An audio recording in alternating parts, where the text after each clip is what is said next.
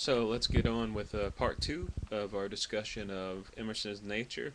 The third form of appreciation he argues we can get from nature is language. And this one's interesting if you ever study syntax and just the English language itself as far as where it originates. This is kind of an interesting argument. Emerson says that nature gives us many good metaphors and similes to communicate.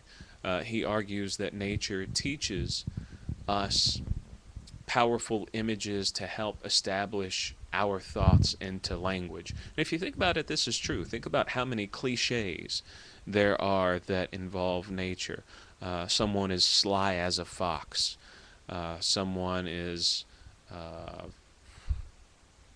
well, I can't think of any other examples off the top of my head, but I'm sure you'd be able to think of other examples of either metaphors or similes, comparisons using like or as, that use natural images to help communicate the idea, communicate the image that the person's trying to create.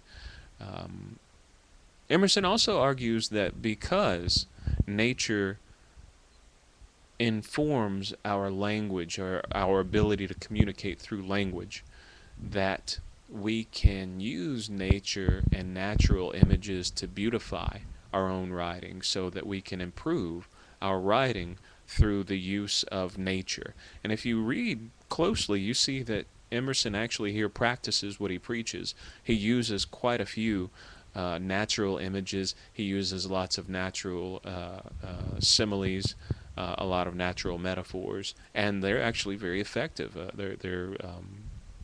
They're quite beautiful to read. They work, it seems like. Um, the idea basically being that before we had written language, we would, or even verbal language, we would use the very basic pictures of nature to help us communicate ideas, because these ideas would be found in nature very easily, so we could point them out. The last trait, which according to Emerson is the most advanced a form of appreciation, is discipline. And he argues that there's basically two parts of discipline. There's understanding and there's reason. So let's clarify what these are. Understanding is going to be our ability to basically comprehend an object's properties. So we use the power of our all-seeing eye and we observe something in nature. We look at it, we study it, we understand it, we classify it. That would be our power of understanding. Now, the true power comes through the second part. The second part is reason. That's where we use our ability to understand something in nature and then apply it to our own life, apply it to the life of humanity. Um, we are able to observe a truth in nature and therefore apply that truth to our life and see that it still fits. I'll give you an example. This is, you may have heard this story. It's kind of a popular one about the bumblebee and how if you observe a bumblebee, you can see that the size of the bumblebee seems to be very large. Uh, the wings seem very small on it, and according to, I don't know if this is true or not, it's according to, I guess, urban mythology. I've not verified it, but uh, they say that a bumblebee, the anatomy of a bumblebee should prevent it from being able to fly, that the size of the bumblebee compared to its wings shouldn't allow it to fly. Now, you could take that and observe that and understand it, but then when you apply reason, you could then take the concept there and apply it to our own life, as far as sometimes we are able to, as people, we are able to do things that science may say we should not be able to, that laws say we may not be able to do. We're able to do it anyway, in spite of everything that says we should not be able to. So that's maybe a little bit of an example to help us understand what he means by understanding and reason. You see that object in nature, and you understand it, and therefore you take that truth you learn from it and apply it to your own life.